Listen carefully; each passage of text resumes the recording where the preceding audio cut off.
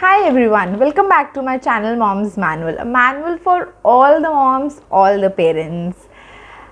Vaccination, बच्चों के लिए वैक्सीनेट होना कितना ज़रूरी है। मैं वैक्सीनेशन से रिलेटेड सारा आपको एजेंडा समझाना चाहती हूँ इस वीडियो के थ्रू, जिसमें आई वांट कि मैं बात करूँ कि वैक्सीनेशन कौन कौन सी लगनी ज़रूरी हैं, कितनी वैक्सीनेशंस होती हैं। तो मैंने इस वीडियो को कुछ पार्ट्स में डिवाइड कर लिया है, पार्ट 1, पार्ट 2, पार्ट 3। पार्ट 1 के अंदर हम बात करेंगे 0 to 3 मंथ्स के बच्चों के बारे में कि 0 to 3 मंथ के बच्चों को कौन सी वैक्सीनेशन लगती है। जब आप उनको वैक्सीनेट करा के घर लेकर आए तो उनका कैसे आपने उनको पैम्पर करना है या कैसे उनको हील अप करना है वैक्सीनेशन की पेन से, और वो वैक्सीनेशन क्यों लगाई जाती है, कौन सी ऐसी बीमारियों से बचने के लिए वो वैक्सीनेशन यूज़ करी जाती है। आज की मेरी वीडियो इसी टॉपिक के बारे में रहेगी। वीडियो स्टार्ट करने से पहले आई रिक्वेस्ट यू कि प्लीज़ वीडियो को, अगर आपको वीडियो पसंद आती है तो उसको लाइक कर लीजिए और चैनल को सब्सक्राइब कर लीजिए। आई वांट कि आप चैनल को सब्सक्राइब करें, कि आप मेरी फैमिली में बने रहें और मेरी फैमिली बहुत बड़ी हो, हमारी कम्युनिटी बहुत बड़ी हो। पहले मैं बात करना चाहती हूँ 0 मंथ, जब बच्चा पैदा ही होता है, on the time of birth time पे बच्चे को 3 वैक्सीनेशन दी जाती हैं, BCG, OPV और हेपेटाइटिस बी। OPV जो होती है वो पोलियो ड्रॉप्स होती है, वो बच्चे को दी जाती है, और हेपेटाइटिस बी जो होती है वो लीवर डिसीज़ से क्योर करने के लिए, बचाने के लिए बच्चों को दी जाती है। और ये at the time of birth ही, जब बच्चा पैदा ही होता है तभी उसको दे देते हैं कि कोई भी प्रॉब्लम अकर ना हो। जैसे ही बच्चा पैदा होता है तो हम बच्चे को, डॉक्टर जो है उनको वैक्सीनेट कर देते हैं eight the time of birth. ये नेशनल इम्यूनाइजेशन शेड्यूल के हिसाब से वैक्सीनेशन सारी बहुत ज़रूरी हैं और उनको टाइम टू टाइम लगवाना उससे भी ज़्यादा ज़रूरी है। आई जस्ट रिमेंबर कि मुझे भी बहुत फोबिया था कि इतना छोटे बच्चे को वैक्सीनेशन कराना, दो ये बहुत ज़रूरी पार्ट है एक लाइफ का, लेकिन उसको कराना और उसको फिर उसके बाद उसको बच्चे को घर पे लाकर उसको उसके वो पेन को वो एक्सप्रेस नहीं कर पाता, क्राई होता है, क्रैंकी होता है, तो उसको मैं कैसे ठीक करूं, क्या करूं, ये सब चीज़ें मेरे भी टाइम टू टाइम मेरे दिमाग में आती थी। बच्चों की इम्यूनिटी इतनी लेस होती है कि हमें उनको वैक्सीनेट करवाना इतना ज़रूरी हो जाता है कि हम उनको वैक्सीनेट कराएंगे तो उनकी इम्यूनिटी जो है वो स्ट्रॉन्ग होगी, और वो स्ट्रॉन्ग होने के बाद ही जो है वो फाइट कर पाएंगे वो डिसीज़ेस से, जो डिसीज़ेस कुछ टाइम पहले, जैसे कि अभी कोविड है, वैसे ही हमारी लाइफ में, हमारी हिस्ट्री के अंदर वो हमारे अराउंड रही हैं। बच्चों को इम्यूनिट करना और उनको प्रोटेक्ट करना इन्फेक्शंस के से इज़ इम्पॉर्टेंट कि हम उनको वैक्सीनेट कराते हैं। जब बच्चा फर्स्ट मंथ का होता है, पहले महीने पे बच्चे को हेपेटाइटिस बी का इंजेक्शन लगता है। हेपेटाइटिस बी जो होता है वो एक डिसीज़, लीवर डिसीज़ से क्योर करता है, और बच्चे का इम्यून लेवल इतना मैसिव, जो इम्यून लेवल होता है वो बहुत वीक होता है। उसको बचाने के लिए हेपेटाइटिस बी जो होता है वो पहले मंथ में ही दिया जाता है। बच्चा बहुत टाइनी होता है, बहुत छोटा होता है, और जितने वैक्सीनेशन होते हैं जो डॉक्टर है वो बच्चे की थाइस में लगाता है। आपको इतना वरी होने की ज़रूरत नहीं है कि बच्चे की थाइस पे ही क्यों लग रहा है, ये सबके साथ होता है, यूनिवर्सल है कि बच्चे की थाइस पे ही डॉक्टर प्रेफर करते हैं उनको इंजेक्ट करना। फर्स्ट मंथ के अंदर जो है बच्चे को हेपेटाइटिस बी लग गया। 0 मंथ के अंदर जो है बच्चे को ऑलरेडी हॉस्पिटल से वैक्सीनेट होते हुए आ रहा है। एक और मैं बात आपसे करना चाहूँगी, पहला 1 साल जो होता है वो भरपूर होता है कि वैक्सीनेशन हर महीने रेगुलरिटी बेस में बच्चों को वैक्सीनेशन लग रही होती है। पहले 1, 2, फिर किसी दोनों थाइस पे ऐसे करके वैक्सीनेशन लगती है। तो पहला 1 साल जो है आपका वैक्सीनेशन पे बहुत ज़्यादा जाएगा कि आपको हर महीने डॉक्टर को विजिट करना होगा अपने, और बच्चे को वैक्सीनेट कराना होगा, टीकाकरण कराना होगा।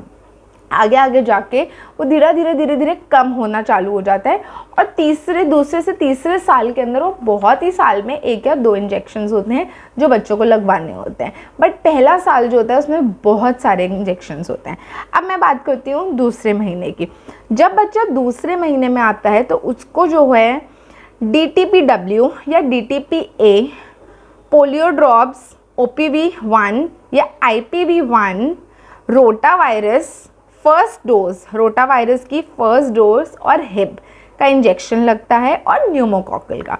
अब मैं आपको बता देती हूँ, जो DTPW होता है वो है 3 से 4 डिसीज़ेस को क्योर करने के लिए, बचाने के लिए बच्चे के लिए, और साथ ही में उसमें टेटनस का सॉल्ट भी मिला होता है।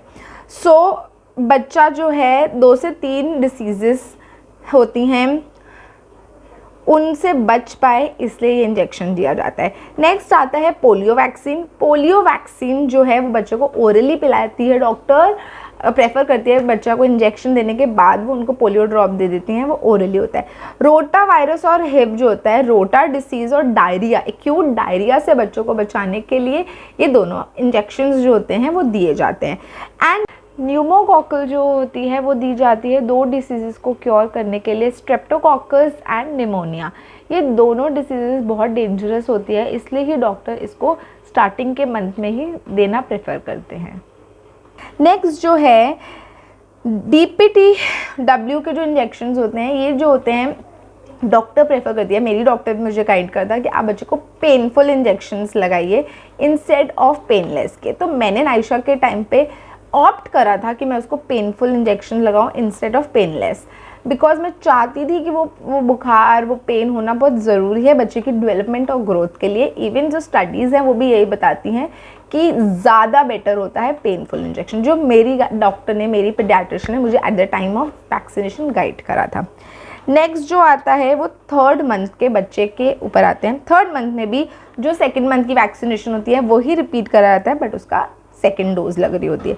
DPTW, DTP 8 second, polio, OPV, IPV 2nd dose, Hib और रोटा का भी 2nd डोज, और न्यूमोकॉकल।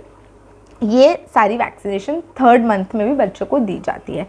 अब हम बात कर लेते हैं कि ये जो होते हैं ये पेनफुल इंजेक्शन होते हैं, इसके अंदर जब आप घर वापस आएंगे बच्चे को फीवर, बच्चे को पेन, बच्चे की जो लेग होगी वो स्वेल, ये चांसेस होते हैं कि ये होता है। तो सबसे पहले आपको जब भी आप बच्चे को ये वैक्सीनेशन लगा के आएँ और जब आप घर लेकर आएँ, आप सबसे पहले आते ही उनको आइस पैकिंग कर दीजिए। आइस लीजिए, बर्फ़ लीजिए, बर्फ़ की कुछ क्यूब्स लीजिए, उसको एक कपड़े में रैप करके बच्चे की थाइस पे जहाँ वैक्सीनेट हुआ है, जहाँ उसकी बैंडेज लगी होगी, उसके आगे पीछे धीरे हाथ से उसको सर्कुलर मोशन के अंदर बच्चे के थाइस पे लगाना है कि बच्चे को पेन से रिलीफ हो और बच्चा जो है थोड़ा उसकी स्वेलिंग भी ज़्यादा ना हो, अगर उसको स्वेलिंग साइड पे बच्चा जा रहा है। सेकंड कि बच्चे को बुखार चढ़ रहा है नहीं चढ़ रहा, आप टाइम टू टाइम बच्चे को क्रोसिन दे दीजिए। अगर आपके डॉक्टर ने आपको क्रोसिन प्रिस्क्राइब करी है या पैरासीटामोल, आप दे दीजिए ये 2 दवाइयाँ। अगर इन केस बहुत ही ज़्यादा बच्चा क्रैंकी होता है, पेनफुल में होता है, बहुत ही पेन होती है और आपसे नहीं संभल रहा है, आपको नहीं समझ में आ रहा है, इसका रीज़न यही होता है कि बच्चे की लेग में पेन हो रहा है। मैंने ये देखा था अपने टाइम पे कि नाइशा उस टाइम पे अपना वो पर्टिकुलर जिसके अंदर DTP का इंजेक्शन लगता था वो लेग को मूवमेंट भी नहीं करती थी, उसको इतनी पेन रहती थी। सो मैं आइस का रब करती थी उसकी साइज़ पे, उसको कुछ इंटरवल्स में रिपीट करती थी कि उसको रिलीफ हो। इन केस अगर आपसे बच्चा नहीं संभल रहा है, बच्चे को आपको लग रहा है कि बहुत पेन है, तो आप ज़रूर डॉक्टर से बात करिए और डॉक्टर से एक पेन रिलीफ सिरप को प्रिस्क्राइब करिए। पेन रिलीफ सिरप आती हैं, but I will not suggest you कि मैं उसका नाम लेके आपको बोल दूँ कि आप लीजिए, अनटिल अनलेस आप डॉक्टर से नहीं गाइड करें, और नहीं वरना आपको डॉक्टर वहीं पे आपको गाइड कर देगी कि ये एक पेन रिलीफ सिरप है, आप ये ले लीजिएगा।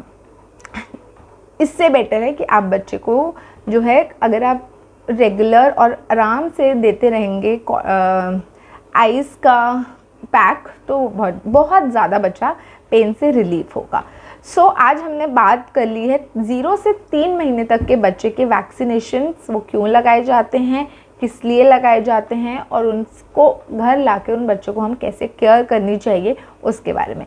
अब मैं इस नेक्स्ट वीडियो में पार्ट 2 की बात करूँगी, जिसमें 3 से 6 महीने के बच्चों की वैक्सीनेशन की बात करना चाहूँगी और आपसे शेयर करूँगी नाइशा की फाइल ऑल्सो, जिससे आपको भी पता चलेगा कि डॉक्टर क्या करती है, कैसे अगर आप बिल्कुल नए पेरेंट हैं, और कैसे कैसे उसके प्रोसीजर्स रहते हैं, आपको उस फाइल को संभाल के रखना कितना ज़रूरी है। आई होप आपको मेरी ये आज की वीडियो पसंद आई होगी और आपको कहीं ना कहीं हेल्प करेगी जानने में कि वैक्सीनेशंस लगवानी क्यों ज़रूरी हैं और कौन सी वैक्सीनेशन का क्या रोल होता है बच्चे की लाइफ में और हमारी लाइफ में। सो अगर आपको मेरी वीडियो पसंद आती है तो please like share and subscribe my channel moms manual. और thank you so much for watching my